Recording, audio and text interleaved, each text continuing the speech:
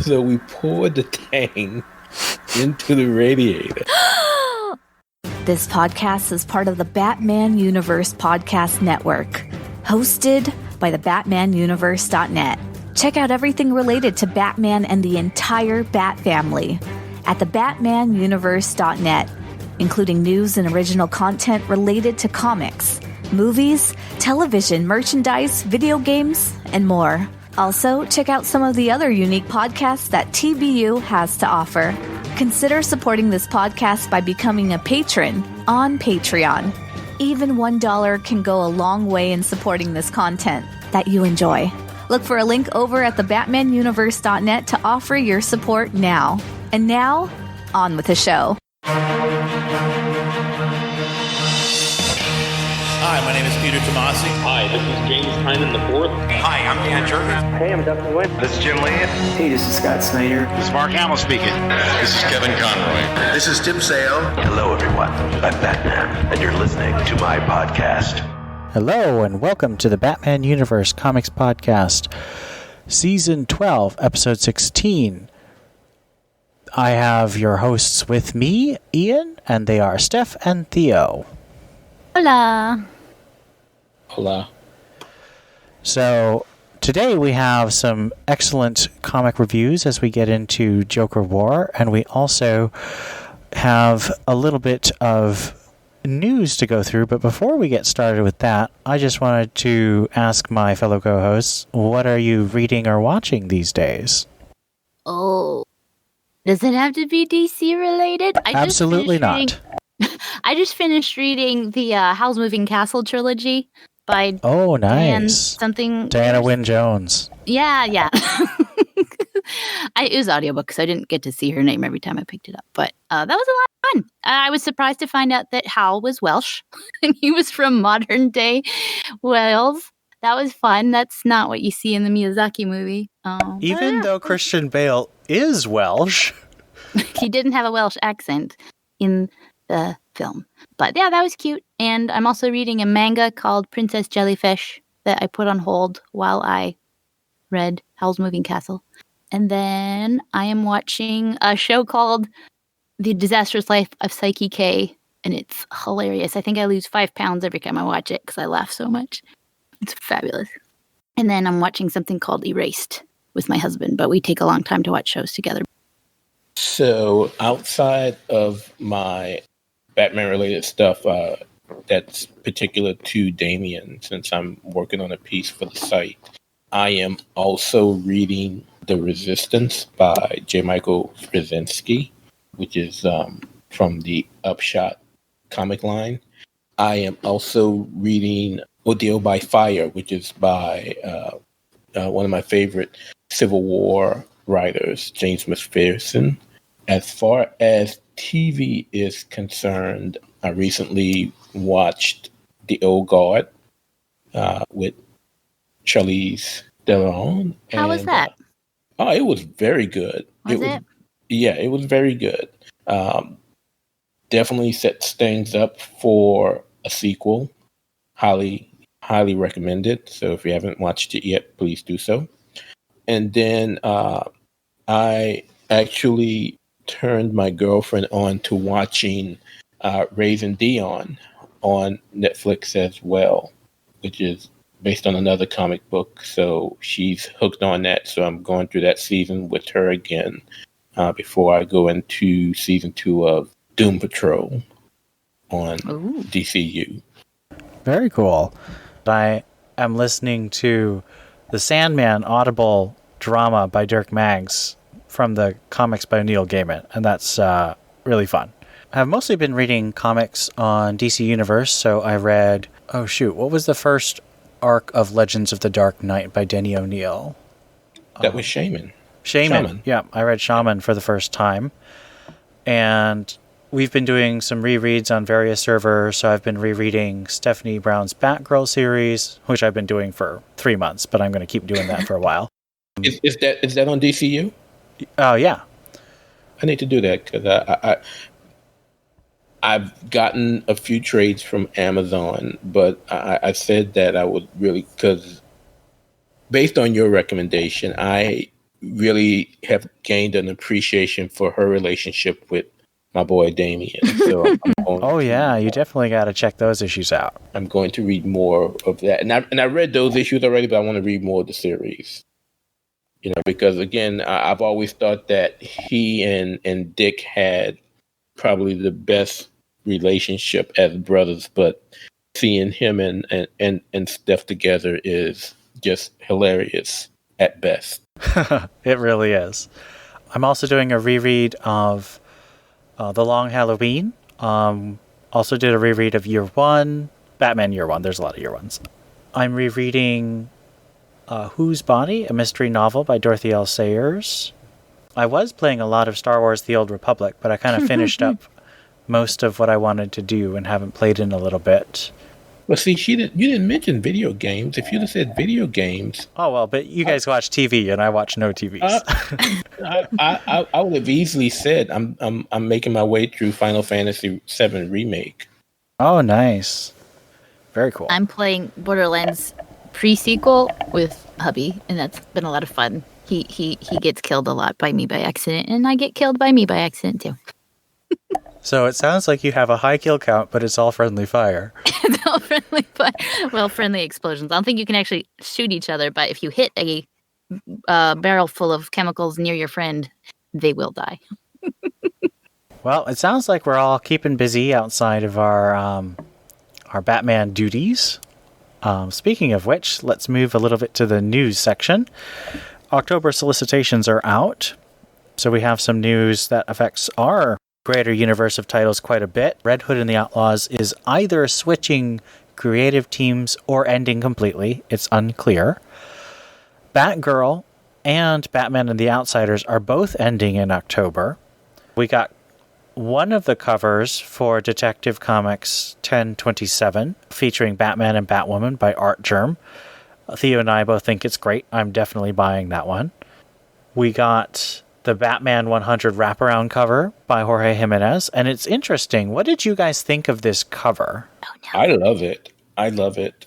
So for our audio listeners, the cover it's a wraparound, so it's both sides, and the right-hand side is Batman and the Bat family in his cape, and the left-hand side is Joker and many of the villains in the tails of his coat, and they're both running towards the viewer.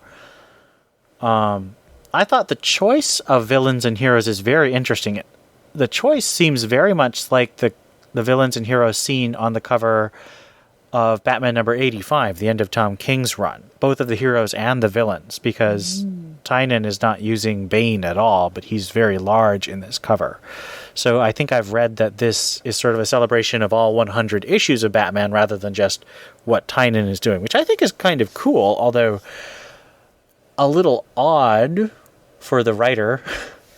Yeah, they're also using question mark chess Riddler. And Psycho Pirate and Flashpoint Batman and Armpit Punchline. Poor girl. She's in his armpit.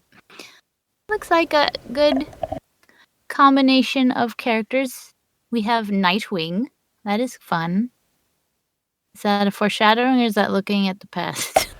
Well, and we all know that Nightwing's coming back in 75, and that's directly related to Joker War. So I'm pretty sure that, at least, is just the way things should have been for the last year and a half. Damien is there, so let's hope he has a bigger role. Wow, Catwoman's armpit is just really there. I didn't realize the gap was that big. That's a lot of armpit. Anyway, and then we got, what's her name? Huntress. I know superheroes.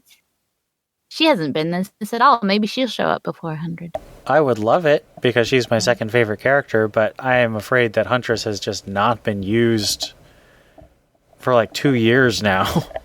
I mean, she was featured in Tom King's Batman run, but he didn't really give her much to do. Yeah, she was there for like photo ops. And it's interesting they have Tim in a Robin suit and not the Drake suit. Ooh, I like that. I don't understand what DC's doing in terms of like costumes and all this stuff. It confuses me. Ian, DC doesn't know what they're doing. You are 100% correct. As we will talk about in our Patreon cast, you should definitely subscribe to our Patreon because we're going to be talking about that later. In other news, we got the variant cover. No, I think it actually might be the main cover for Batman 101, which features the Wildstorm character of Grifter, who was brought into the main DC universe in the New 52, but hasn't really been used that much since his short-lived solo of that. So I think it's going to be kind of cool to see Grifter and Batman working together. James Tynion has said it's a distinct story reason that they decided to use that character. So hopefully it won't just be showing up and then doesn't do anything cool, sort of like Huntress, as I mentioned before. They did release one of the variants for 100, though. It was the... Yeah, I don't really want to talk about that till we get to Batman, because that's going to be one of the big discussion questions. Shutting up, then. Yeah, because I think we all have thoughts about that, but we want our listeners to be in suspense. So, to relieve some of that suspense, let's get started with our reviews. Theo made the excellent suggestion of doing Detective Comics first, because chronologically it definitely happens before Batman this week. So, let's get started with Detective Comics number 1024.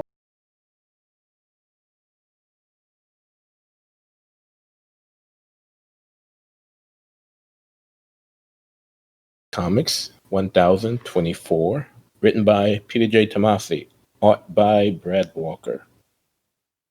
Batman stands to face off with Lincoln Marchant and the army of Talons.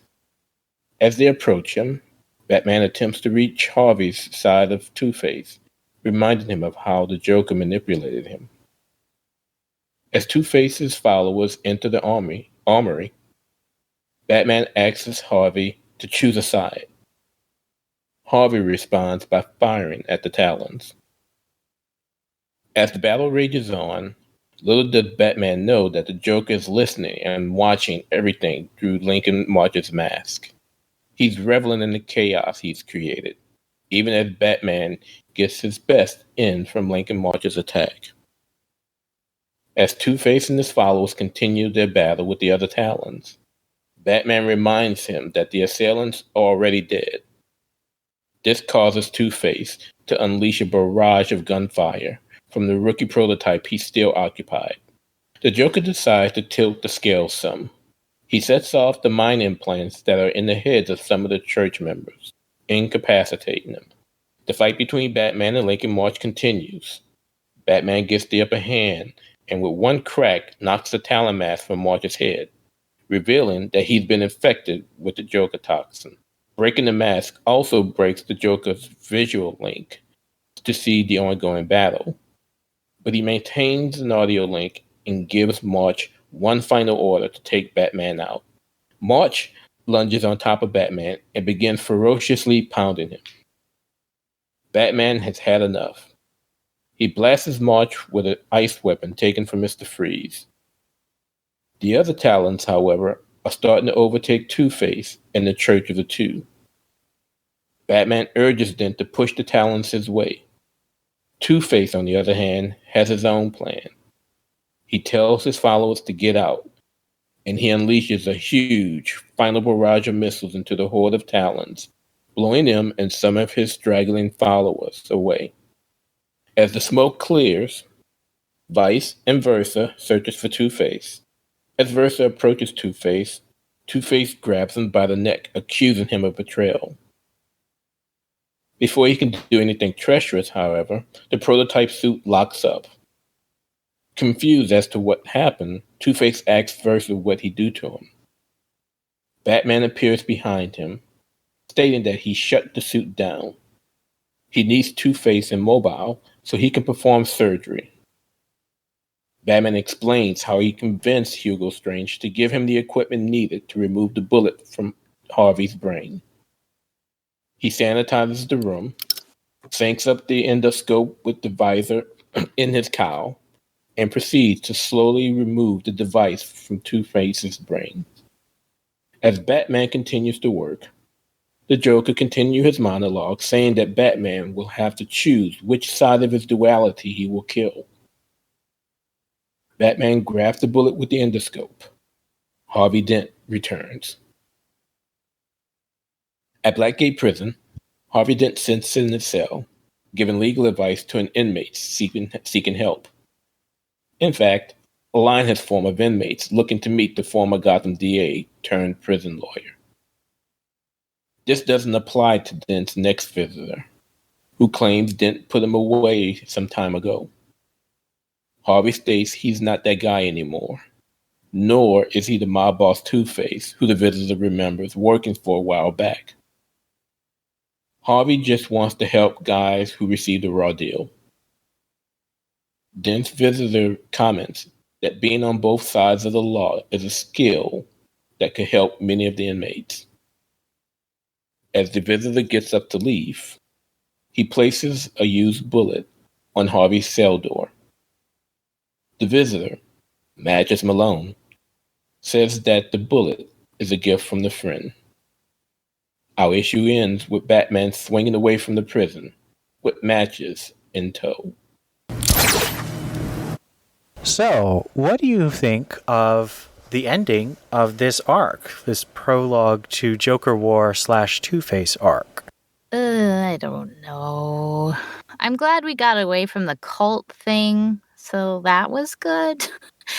I just really feel like it was just a way of shoehorning in Joker with no real reason. Like, a lot of this just didn't have any reason or point.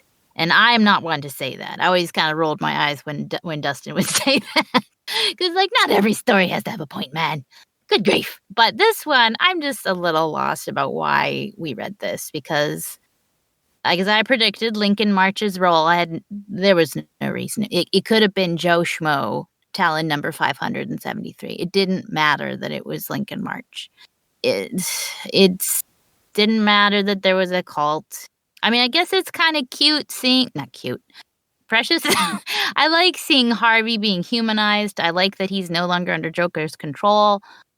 I did like that. I liked that this is a Harvey at the end. It's a Harvey that I like better than anything we've gotten so far. But other than that, I just didn't like it all that much. So I'm going to go and continue to say that if this arc was standalone, not described as a prelude to Joker War, it's more enjoyable, at least for me. Like Steph, I am happy with how things turned out with Harvey.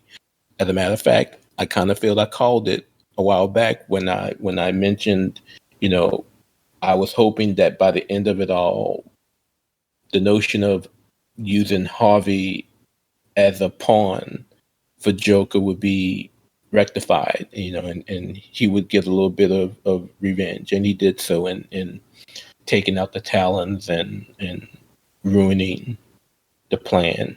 But based on what we know with regards to the Joker's plan in Joker War, it does not seem like a prelude at all to the event. If it was standalone, I would enjoy it much more, but not as a part of, not being a tie-in, quote unquote, to Joker War.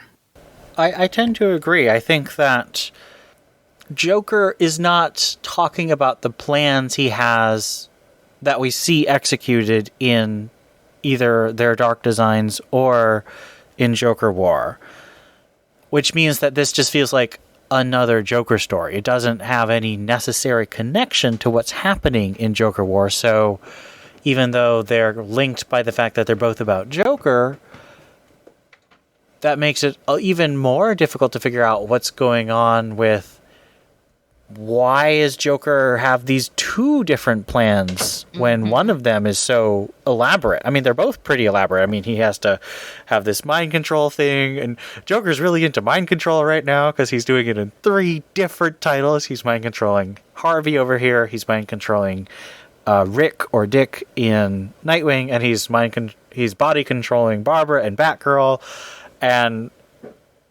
none of them are connected to each other. It's just really disconnected that Joker's doing all these things at the same time. That being said, I 100% agree with you guys about the way Harvey himself ended up. I liked seeing Harvey, Bruce fixes Harvey's brain and now he's more Harvey and he just wants to help people. Like, that was a cool twist, and I think it'd be nice if we saw this last. I think it probably won't, but it'd be cool if this became a status quo in Tomasi's run where he's got Harvey as like a man on the inside of whatever prison that is. Blackgate. Is it Blackgate? Okay, yeah. I mean, I remember the Batman Eternal when Jim Gordon was the man on the inside. So that gives me warm feelings inside because I think everyone knows I love Batman Eternal. We have a couple more questions. Do you think that Batman hears Joker's dialogue through the battle? Is Joker transmitting to Batman, or are we just aware of that as the audience? I think we're just aware of it as the audience because, again, it doesn't make any sense. Not that DC cares, but it would just make even less sense and just be infuriating if in Batman they thought Joker was dead and in a coffin underground. And in Detective Comics, the week prior, he finds out that Joker's very much alive, and it's all not sunshine and roses, but prank flowers and whatever. Anyway, no, just for logistics, I just don't see that there's any way that he could have heard Joker talking. Of course, now he saw that someone was Joker-fied, so he knows he's involved somehow. So the only thing that would make me, and this would actually cause me to come up with this question, is there's the one panel once he finishes pulling the bullet out of Harvey's brain where the mask, Lincoln March's mask, is there next to him and he smashes it right before the Joker breaks out into laughter.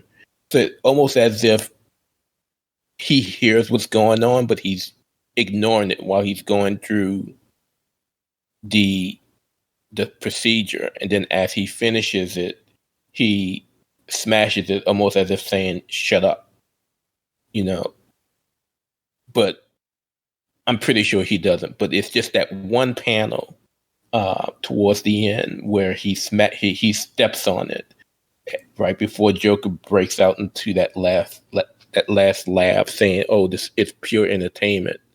That could kind of make you wonder whether or not he actually heard part of what's going on, because it's close enough to where, it could possibly be heard. But I don't know. It probably not, but still makes you wonder. So next question, which we've already sort of answered. Was this overall arc a true prelude to Joker War or something else? No, this was... Someone probably told Tomasi, you gotta tell a Joker story where Joker's got a big, crazy, stupid plan, but Batman can't ever know that Joker is involved, so you can do whatever you want. That's what I think. And it's a cheap way to make people... I don't know what people, but to trick people into thinking that this is a tie-in when it's not, because it has nothing to do with anything. Unless I see a Talon show up in Batman, I am going to just, that's what I think. Unless we see that, it's just marketing. Which we probably want, since they were blown to smithereens or frozen. No, this wasn't a prelude, and I don't want to go back to our last episode, and it's just bad. It's just we just slapped the title on there. We're gonna call it a prelude. No, it's not a prelude. I think all of us are. Preludes. Yeah, well, the wedding preludes actually did tie into Batman number 48 and 49, though. Like, it was a direct connection. Narratively. But here's the thing about the preludes. The preludes weren't tied into any other of the other going issues. They were separate books. That's true. There were separate books that one person wrote that had a direct connection to Tom King, being Tim Seeley. And they messed up the Tom King story, but they didn't mess anyone else's story up. Right. Yeah. And the closest to the tie-ins, preludes, whatever the hell that DC wants to call it, that comes close to being tied to what's going on in Batman. It's not Detective, it's actually Nightwing. That's very true, which, again, become a patron and you can hear our thoughts on what's going on in Nightwing today. I completely agree. This is why I wish they would go back to the way they used to do crossovers, and they have done them recently with something like Night of the Monster Men or Robin War, where you have a bunch of people who all get together and they plan the story together, and then they each write chapters of it. And that does mean that it feels like a bunch of people wrote different chapters of something, but that's what a TV show is. I don't see why it can't work for a comic book series or crossover. So I just think that this is a very poorly edited and conceived idea of trying to bring the Bat family together. And I think one of the reasons we're so disappointed is because we were promised that it would get more cohesive, and this is not cohesive. Do you think we've seen the last of Two-Face as a menace to Batman? If so, what's his new role in the Batman universe? Well, if he's stuck at Blackgate, unless he gets out for good behavior and does some like private PI stuff, but he's a lawyer, so that wouldn't really make sense. Never forget I said that. But I mean, unless he becomes a freelance lawyer, which I don't think exists, I don't really know what he would do. I mean, I'd like him to do something that would be really cool, but I just don't know what his role would be. Well, Harvey has gone through treatment and even had his face repaired. I think during Hush, I can't remember what his job was, but he was quote unquote fixed or cured. And of course, even in that book, he hardly had anything to do. He showed up once and was like, I might be Hush, blah, ha, ha, and then he wasn't. And that was basically it. Yep. And of course, he went right back to being Two-Face again because that's too much. I think there's no chance that this is a permanent status quo. I mean, we just saw James Tynion had Clayface be on the Bat family for 2 whole years. And then Tom King did reference him in Batman in the last arc of City of Bane. But it's almost certain that he's going to be a villain again soon. So, but at least with Clayface, you've got like 5 Clayfaces to choose from if you need a villain. So, but there's only one. But they always go for the one. They only go for the one. They always use Basil Karlo because of the animated series. Remember they worked up the girl, the lady Clayface. She was pretty prominent as a baddie in Detective Gotham City Monsters. Oh man, what? I did not read that, so I didn't realize she was in that. Yes, she was. I didn't read that either. Was she interesting in it? She was a loner. She was a loner who sent out parts of her essence, her clay, to different parts of the city, and the reason why she really became even more of a loner because one of these pieces was actually killed as a part of a massacre. So it was like a piece of her died, and that was reflected throughout most of the miniseries. It's actually a really interesting idea. I'm kind of intrigued. Yeah, it was a decent take. You know, she and I'm trying to think back because again, Monsters finished a while back.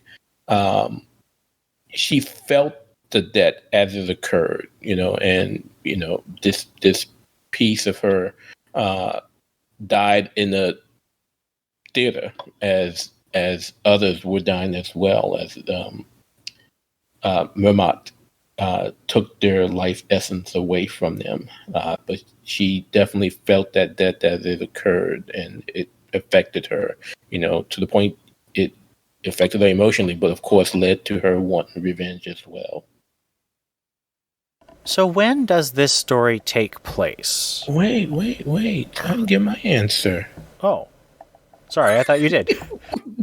No, we're not going to keep this Two-Face for a while. And I think at most it'll be during Tomasi's run. Yeah, because DC doesn't like us to have nice things. They tell us we will, and then they right before they give it to us, they yank it back. Or they cover it in cayenne pepper and bees and then say this is tasty. Yeah, we saw it with Clayface. We saw it with the wedding. We'll get it. We'll get it with this as well. Bees. So when do you think this story takes place with respect to the current Batman title? In an alternate universe. Steph with the salt. Same time. It's the week after, actually. Ugh. Well, because, all right, so I was reading Batgirl, because I had to, for today. And in it happens to mention, like, Joker's like, last night I probed Lucius Fox's brain. So that happens after. Not that helps me answer your question. I don't know. The week before, so that he has the time to nap and get ready to go do things. I don't know. I don't care. Doesn't matter. It doesn't matter. It doesn't matter because it's not related in any way. I swear I did not have any alcohol today. I'm just a little silly thinking about this. I can't use my real brain to think about it. Yeah, and Steph says it doesn't matter, but it's supposed to matter. And I'm about to get on my soapbox again because I have absolutely zero clue as to when this takes place, other than the fact that it obviously happens before issue 95. Because it's obvious that by the time we get into Tynan's prelude up to Joker War, Batman doesn't have any clue that Joker's around. However, we know Joker's been in Gotham because he simply takes him out, take out this plan with Harvey and Lincoln March. So it's obvious that it has to be at some point before Tynan's prelude leading up to Joker War and with Dark Design. But how much time? I have no clue. And it's Bruce doesn't have a clue either because he couldn't put two together to say, okay, I just finished dealing with Joker, and now all of a sudden here's the designer, and oh wait, it's the Joker too. No clue. DC, throw us a bone. Help us out, please. I think this clearly happens before number 86, the start of their Dark Designs, the prelude to Joker War. Now, when we get to the Batman title, I think not more than a week has passed between 94 and 95. And this clearly doesn't take place during a time where Lucius has been captured and the Joker has taken over Wayne Enterprise. This is still a Batman who's in charge of Wayne Enterprises. Mm-hmm. So it has to be before that. And all of his Dark Design takes place in one night. So it has to be before that, too.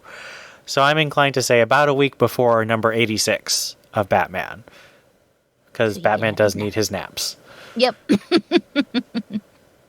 Final question. How do you think about how Tomasi's handling the major villains? This is the second major status quo change Tomasi's made in his run. The first one with Freeze being frozen and his wife, Nora, becoming Mrs. Freeze, the evil bad guy, after Freeze helps Batman. And now we have Two-Face having surgery done so that Harvey is more in control and he's trying to do good again. So, do you think this is an intentional pattern by Tomasi? Do you think it's going somewhere specific? Or do you think it's just something that's sort of the way he's feeling the stories right now? Well, if you're going off of where we start versus where we end up, we start with Mr. Freeze, just as he always is, and we end with him being the victim, in a sense, and his wife being now the crazy. And with Two-Face, you start with him being even more, he's almost three-face because Joker's in his head. And you end up with an amalgamation, sort of Harvey and Two-Face are now sort of a new one person. In that sense, I think he's doing interesting things that I think you could do something with. But I don't know if I've enjoyed the journey so much. it's been a bit of a painful journey, actually. So I think he has just so much potential, and we know he can do amazing things. But I don't know. I haven't been enjoying the ride, even though the end result is a product you could do something with. He could do something with. He is doing things, for better or worse, that allows the story to continue at some point in time. So we know that at some point, Nora's going to become a menace again. Bruce is going to have to rely on Victor to help take her down. It's going to happen. Now, whether or not it happens in Tomasi's run, we don't know. We see now Harvey being more humanized. So he's now the second of Batman rogues who's been humanized.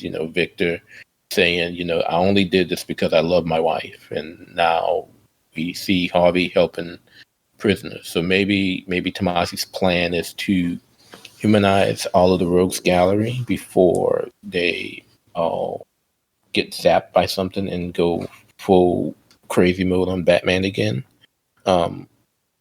It's interesting in the fact that, it leaves the door open for a follow-up story for each.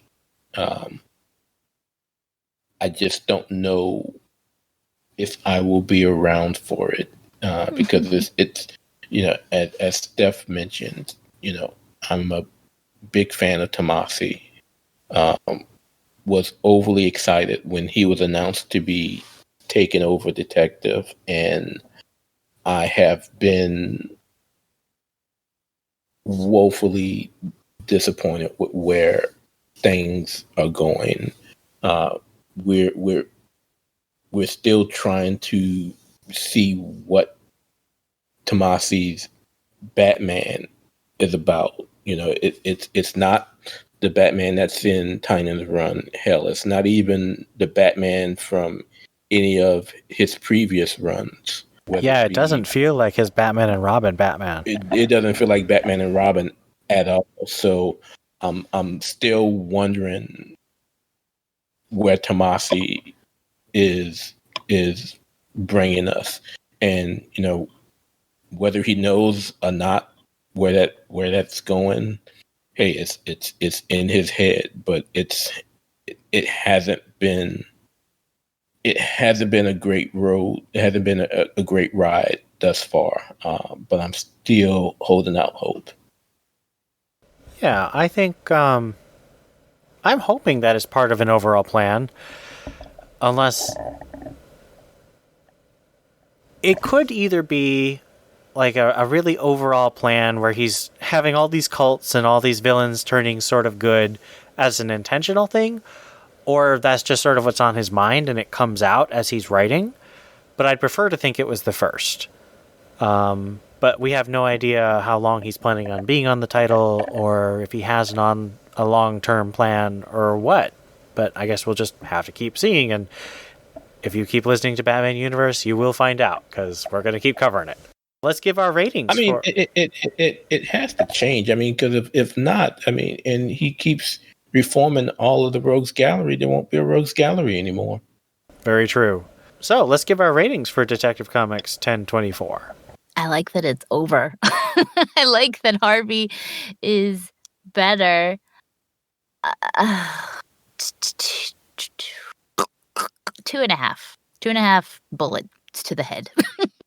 On the site, I gave it 3 batarangs, not bullets to the head.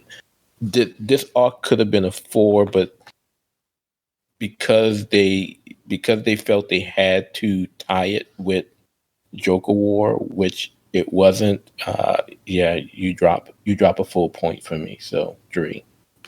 I'm also going to give it a 3 out of 5. I was a little less underwhelmed, I guess. I didn't have as high expectations, so I'm not quite as let down. But I mean, the art was strong, Brad Walker's still not entirely my taste of art for Batman. I prefer him on Aquaman. I really liked that arc he did. So yeah, 3 out of 5, a little above average. That gives the overall score a 3 out of 5. Let's move on to our call for reviews. We'd love to hear what you think about this episode. Comment on the most recent episode page at thebatmanuniverse.net, on our Discord server, our Twitter, on Stitcher, or on iTunes, and we'll read your comment on air next time. On Stitcher, click on the stars to the left, then click on Write a Review. On iTunes, you gotta go into your iTunes app, and it'll give you a chance to review it. We hope that you enjoy it, and of course we'd prefer the highest rating, 5 stars, but we want honest feedback from you, so just let us know what you think. All right, let's move on to our Batman number 95 review.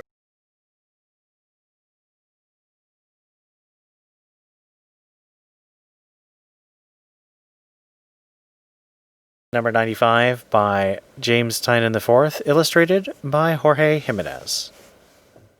Just after year 1, Batman drives the Batmobile furiously as he and Alfred discuss their first war against the Joker, and what the Joker wants. As the car bursts through the gate, we transition to the present, as the Joker's thugs pursue the Batmobile, and news broadcasts explain the extent of Joker's control over Wayne Industries. The thugs report to Punchline that they've only destroyed another shell, Batman still evading them. She continues torturing Lucius Fox for Bruce's secrets, but he refuses. Joker, meanwhile, buys the Monarch Theater, monologuing about what people want. His lawyer, Harlan Graves, confronts a defiant Commissioner Harvey Bullock, then drives to City Hall. The Batman has replaced his driver in disguise. Climbing up the skyscraper, Batman confronts Punchline in one of his secret micro-caves, and she shows him a mysterious new batsuit he doesn't recognize. However, she also reveals that she's poisoned the atmosphere. Batman flees, hallucinating Alfred's voice, and one of the Batplanes fires directly on his location in the building. So, what are your reactions to this, the opening of Joker War? Pretty bleak.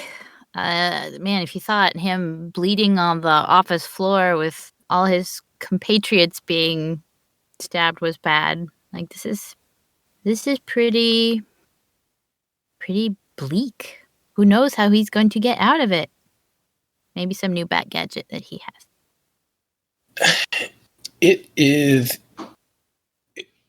This was eerily similar to other stories that we've seen before. Yeah, very, very.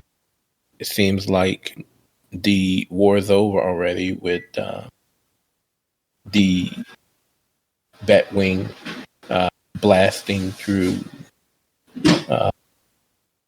Wayne Enterprises. So it was okay. No complaints, but it eerily similar to other stories that I've read before. We'll get to some of those stories in the next question, but I would definitely echo that. My other thing is, maybe it's just because I know that Tynion dropped a picture of Batman and Harley sort of interacting. So I thought that was going to be in this issue, but I felt like not a whole lot happens. Mm-hmm. Part of it is the flashback takes a lot of time, so he's setting up, Batman and Joker in the past and Batman and Joker in the present. That's kind of Tynion's thing. If you've read Batman Eternal and Batman and Robin Eternal, he really loves that structure. He did that a lot in his Detective Comics run too. He also spends a lot of time with Joker monologuing when he buys Batman, the theater outside of which Batman's parents were killed. So it's just, there's a lot of talking and thematic exploration, but not a whole lot happens. At least that's how it felt to me.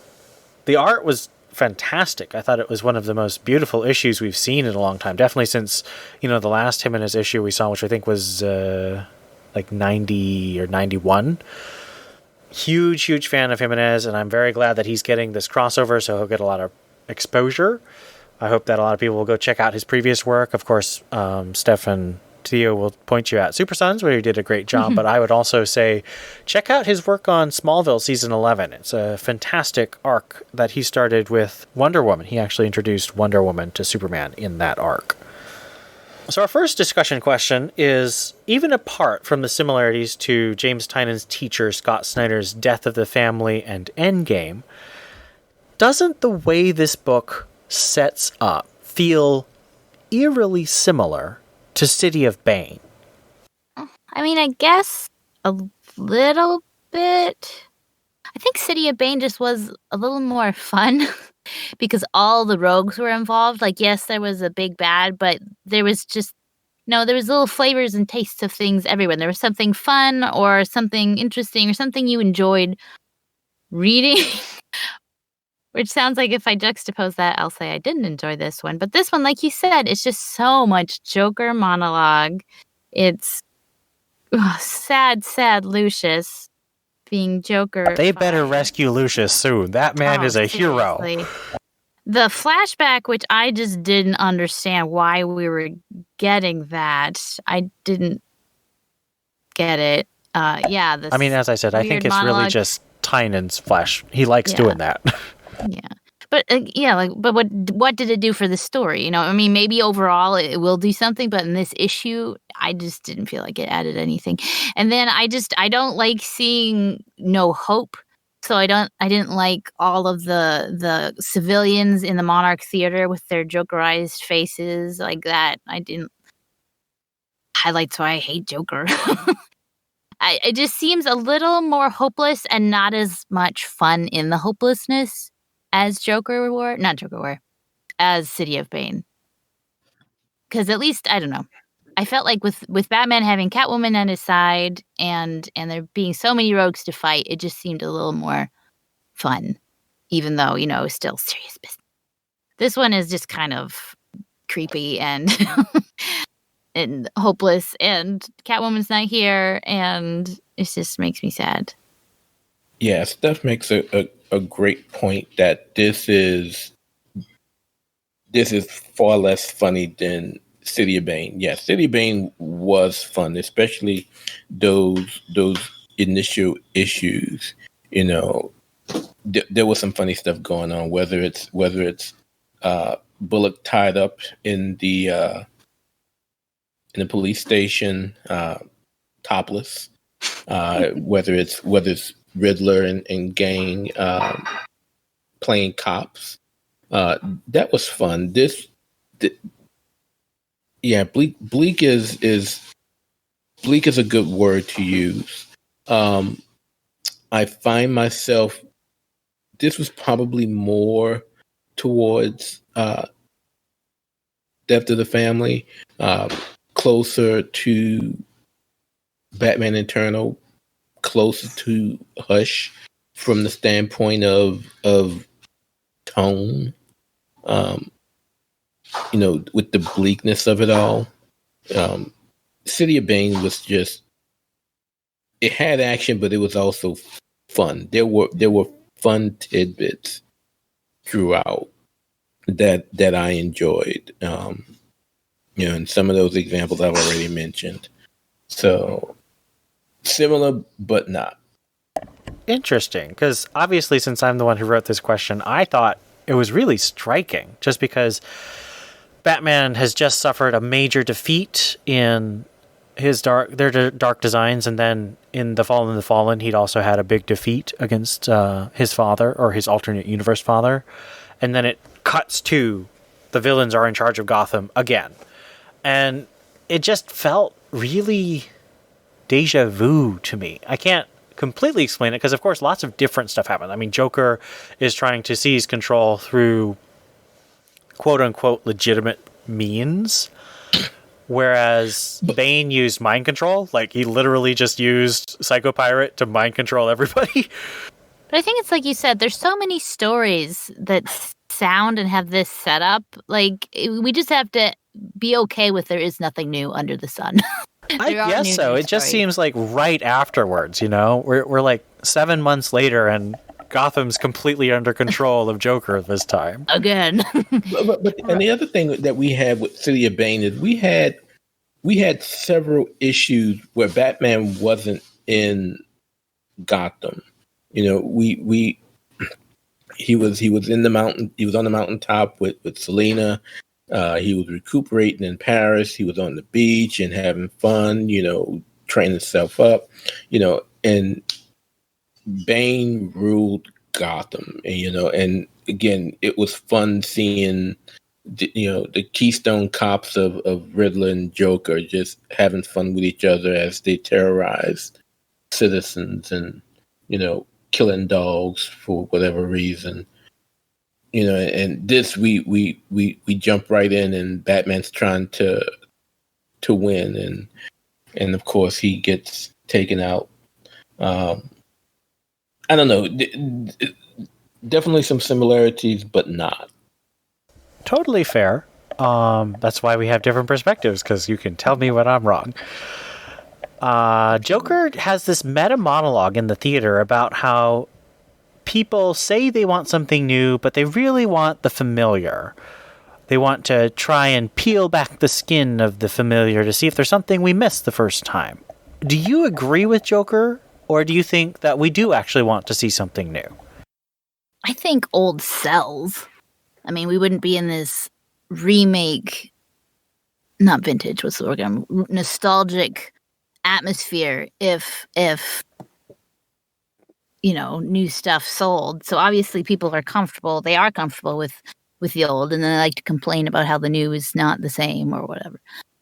But I think when the new is really good, I think people are just in a search for something interesting. Like, I think our hunger for media and our hunger to be entertained is growing more and more insatiable, and more picky. We're becoming more and more opinionated. And so I think as a society, we want something that is new.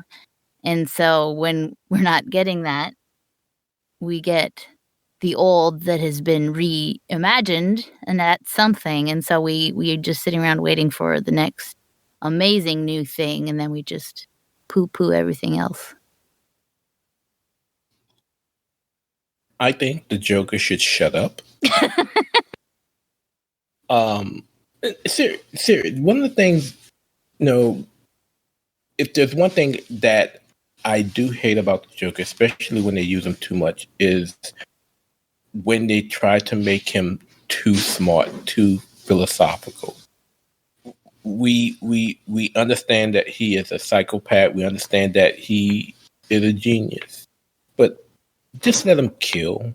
You know, tell his crazy jokes and kill people and get caught. You know, we kind of saw it in Detective as well, when he's saying Batman is going to have to decide which of his two sides he's going to have to kill. And what? Just be his arch nemesis and get it over with. Yeah, just shut up and be the Joker. You know, and this hasn't always been the Joker, but this has kind of been the Joker we've gotten since Snyder. You know, this philosophical psychopath who has to have reason for being. And I'm not crazy about that. I'm not sure where I stand on this, because I think Tynan's definitely talking about himself here. Tynan clearly loves creating new characters. He helped create Harper Row. He helped create Calvin Rose, the Talon. Let's see, what did he do? He created Mother. Punchline. Yeah, well, I was getting there. And recently he's created Punchline, and he's created Clown Hunter and Ghostmaker and The Designer. He loves to create new characters. And a lot of people have been kind of annoyed because he is doing it a lot. But I would also say he loves classic stuff. He does pay homage. He respects things. Like last issue, he had Batman and Catwoman called each other Bat and Cat. You know, he clearly referenced Tom King's run when he didn't have to. And he used, you know, classic villains like Deathstroke, Penguin, Cheshire, Riddler, and that other guy. Oh, Joker.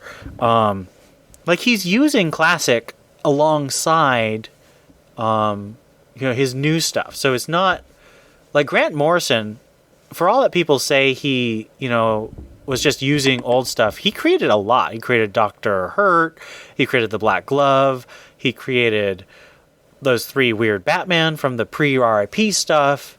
He created just so many things. So I think that it's perfectly legitimate for Tynan to be creating new characters, but also trying to respect and show new parts of the old. And I think that if you don't like old stuff, why are you reading Batman? Because he's an 81 or 82-year-old character, and you're going to get stuff that's been done before. And that's just kind of part of enjoying comics, especially superhero comics, is the history. As our illustrious founder likes to say, it is all about the history. You enjoy those references and the richness that it brings. So I would say it's neither one or the other. You have to have both. You have to have the new and the old mixing together. And that's what makes superhero comics great, I think. We also had, as Theo was mentioning in the news section, a hint of something strange, which is a bright white-blue batsuit that Batman finds. And Tynan has spoiled on Twitter that this is actually a suit that Alfred designed. What do you think about the way the suit looks? Do you think that this could become a regular suit? Why or why not? So before Steph answers, let me ask this: does this count as the new tech of the issue? I don't think he's doing that anymore. I think that was just for the 9 issues of their Dark Designs. Gotcha. Although we did see Batman using that sort of Mission Impossible tech to climb the building, where his gloves and boots were all sparking with their magnetism or whatever. Oh, that's true. Yeah. Electromagnetism. It's gosh. Well, first thought in my mind was this a little gaudy. It's a little disco ball. Just probably because it's in such a shiny display case. Hopefully, it won't always look like that. It looks safe. I mean, I can tell a father figure designed it. It's covered in armor. I hope it's not a standard suit. It's a little overkill. I don't like the belt. It's probably my least favorite part is the belt, that V-shaped pointing to the groin belt. No, it's okay. I don't have a super opinion on it.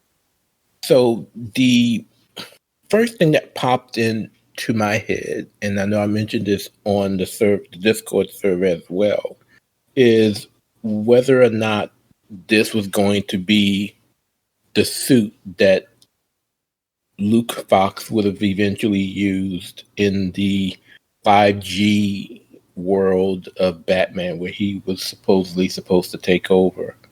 But that was kind of put to rest when you see where the suit also appears as one of the variant covers that's going to be coming out during Joker War. I don't necessarily have a problem with it. Like Steph said, if there's anything that looks funny, it's that belt. There's no pockets. Yeah, how can it be a utility belt if it has no pockets? Exactly. So other than that, I don't have an issue with it. But I'm wondering if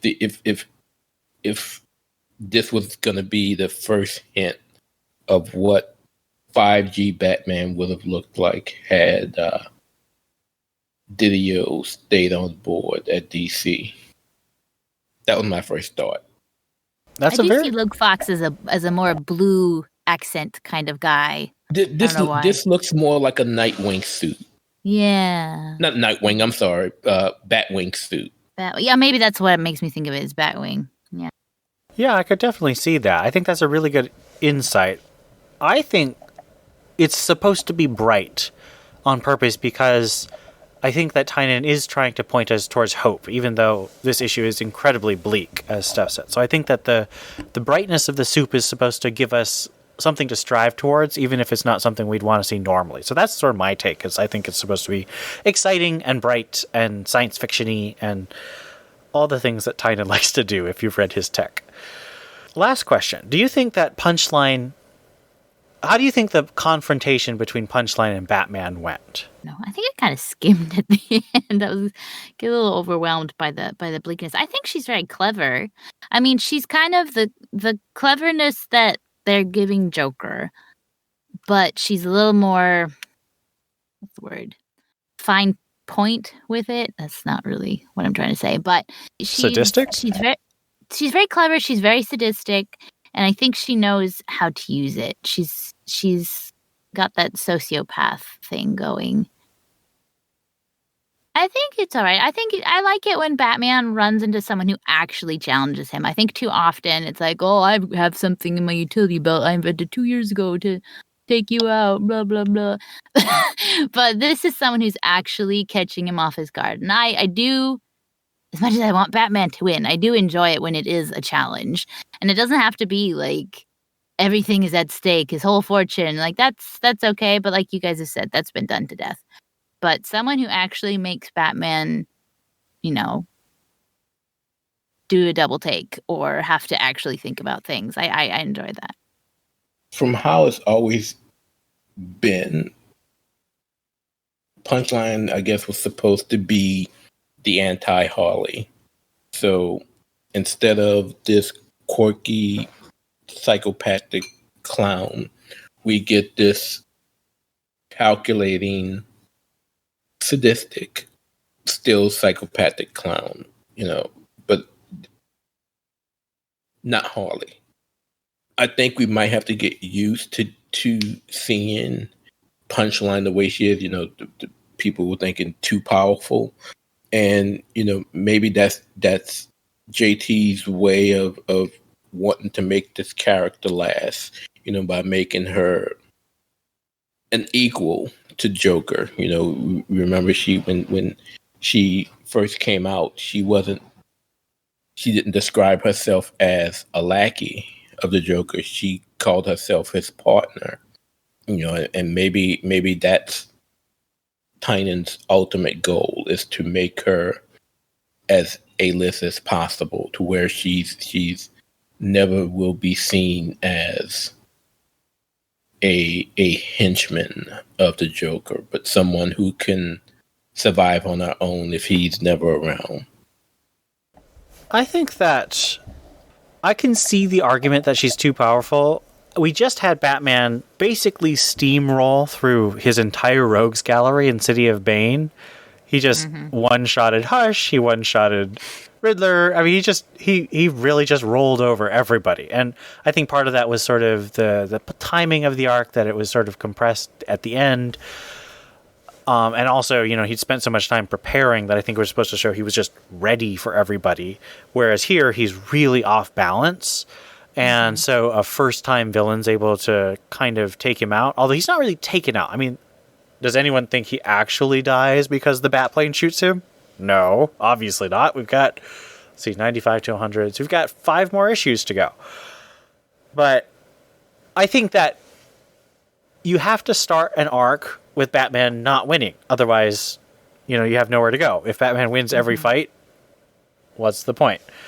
Now, you do have to make it difficult. And I like the way this worked. I think that the way Punchline beat Batman makes sense. It doesn't feel like one of my complaints about Margaret Scott's Batgirl arc is she basically just got punched out in every fight until the last fight, and then she punches out the guy she's been losing to for the last 5 issues. That, I think, is bad writing. Like, you have to show a progression in fights so that it's believable when something changes. So I think that we're going to see... I mean, we know Catwoman comes back, solicits, and we just know because, she was trapped with Penguin, and, that Catwoman's not the kind of woman to just sort of let that get her down. She's going to be planning. She's a hero, even if an anti-hero sometimes. So we know that that's going to play a part in it, and we know that that's Batman being together with his family is going to be part of how he wins, which I think is great as a big fan of the Bat family. And I think that should be part of the message of Batman, that he inspires us to work together. He inspires us to be heroes, not just ourselves, but with other heroes. But I think that in the first issue, it's kind of a waste to have your hero and your villain face off in the first issue, especially because the hero has to lose.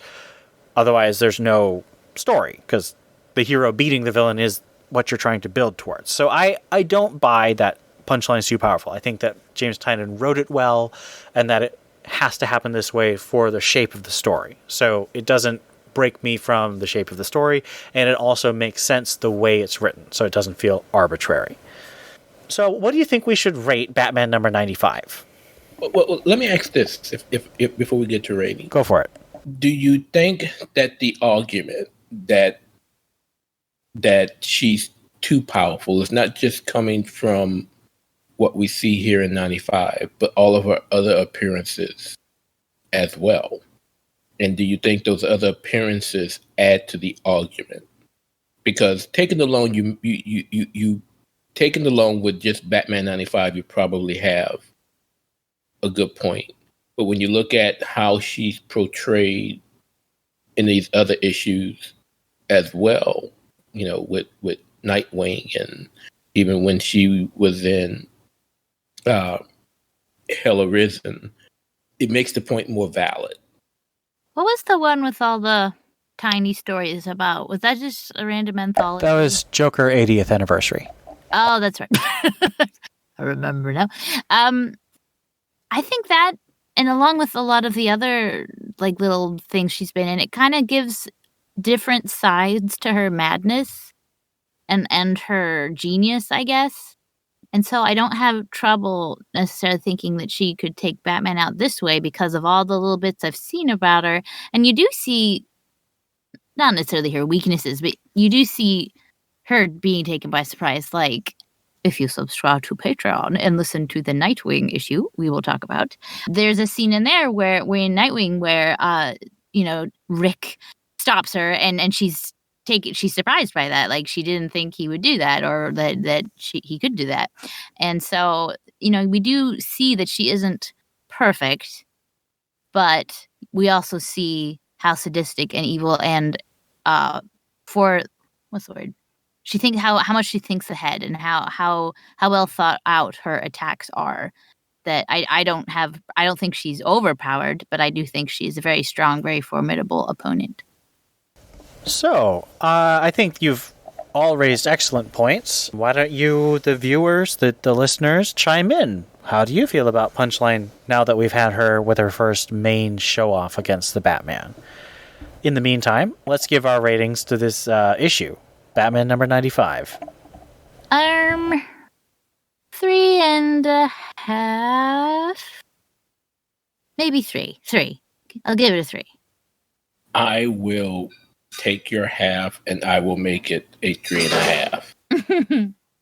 I'm also going for a 3.5. The art alone is just so gorgeous. So even though the issue was a bit disappointing, especially after the great build-up we had in 94, it felt like not quite enough happened, as I said. Mm-hmm. But it's above average, and I would say above average by a good chunk. So average being 2.5, I say 3.5, so it's a full point higher than above average. That gives an overall rating of 3.5. Check out Scott's review on the website. And that brings us to an end of our review section. As we've been mentioning all the way through this episode, we will be recording our Patreon TBU Extra podcast on Batgirl and Nightwing, the Joker War tie-in episodes. And we'll probably be doing a lot of TBU Extra on these Joker War tie-ins because it's really relevant, and we hope that you'll check it out by becoming a Patreon subscriber. We want to thank our patrons so far. So that is our Bat Fan Appreciation Wall, including Ian Miller, Rob O, Stephanie Mounts, Ed Grouse, Captain America, Johnny McCloskey, Robert Lewis, Gerald Green, Real No Deuces, Donovan Morgan Grant, Brendan Roberts, Mary Garrett, Theodis Wright, Joshua Lappin Bertoni, Tim Garassi, Stanton's Grave, Hannah Garr, Austin Davis, and Donald Townsend. Sorry to interrupt, Master Booth. Ringing your phone now. This needs my attention. We had some great listener feedback this week. So, Steph, take us away with our listener feedback. So last week we asked people what their favorite cover was from that 2 weeks of comics. And so Chris at BTO and Batbooks said, great episode. Like Ian, I missed the 100-page giants.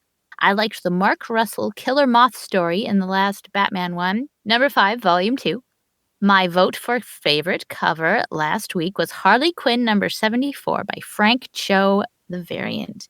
Chad Jimenez said this Batman 93 variant by Francisco Matina came out last month, but it's still one of my favorites from the last few weeks. And Tsukiya Kari 1203 Secunda said the Gotham Knights cover for Five Little Robins or the upcoming Derek Chu Joker War variant with Cass and Steph on it. All excellent points. We want to thank everyone who gave us feedback on the Twitter and the Discord channels. Again, if you comment on any of our posts about the podcast, we will definitely be reading them, and we thank you for listening and engaging with us. Our question of the week this time is, what was your first time experiencing Batman? So we'll give our short answers here and hope to hear some of yours over the next 2 weeks.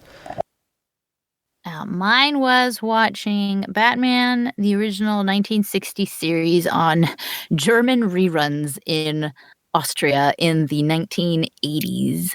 That was my first Batman. First experience with Batman, like everyone else, was probably the Batman 66 reruns. But around that same time, I was also starting to foray into Batman comics as well. Not deeply, because I was still young and growing into the world of collecting, but I had put my hands on a few Batman comics as well. I think this is actually really funny because we're all different ages. We actually are not the same age, but I also watched reruns of the Batman 60s TV show, and I know this because my favorite thing to do as a little kid under 10 was run around saying, "Na na na na na na na na na na na na na na Batman."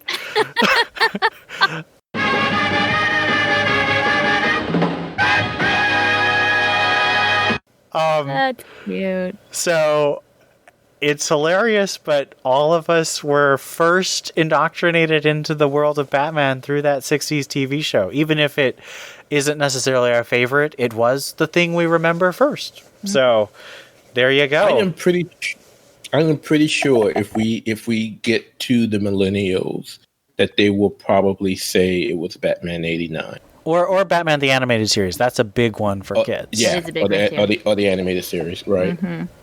Yeah, so share your answers to us on Discord or on Twitter or even on the website while we still have comments. We'd love to know, and we'll definitely read it on the podcast. So, thank you for listening to the Batman Universe Comic Podcast. I've been Ian. This is Steph. And this is Theo. And we'll be here with more Batman Universe comics in a couple weeks. Thanks for listening. And now for something completely different. Okay, so this is my Jorge Jimenez story. Okay. So, is it about he's the most attractive artist in DC right now? So, this is about my first time meeting Jorge Jimenez. My very first con out of the state of Louisiana was at Boston Comic Con. It was actually the first year that Fan Expo took over. And again, it's right not too long after Rebirth. A bunch of DC guys were there. Tomasi, David Finch. David Finch was still on Batman, so that's how long ago it was. Tom King, of course, he was there with Joshua Williamson. Clayman was there. And so didn't realize as I was going from table to table, I see Jimenez on one of the banners, and I'm like, wait, Jorge Jimenez is there. Oh my God, I got Tomasi's signature. I'm going to get his too. So I run up to the table because there's no one there right now. I said, I got to get you to sign my Super Sons. I have to get you to sign this issue, and I just bought this variant cover from Tomasi, so I got to get you to sign it. He's like, well, sure, I'll be able to do that. He said, just one problem. I'm Phil. Oh, no. Phil who? Phil Jimenez. He's the artist on Wonder Woman and Superwoman. And that's fun. So, rather disappointed. But we laughed a lot. Well, he seems like a pretty easygoing guy, so that it was probably nice about it. Okay, and it ended with you still want me to sign it?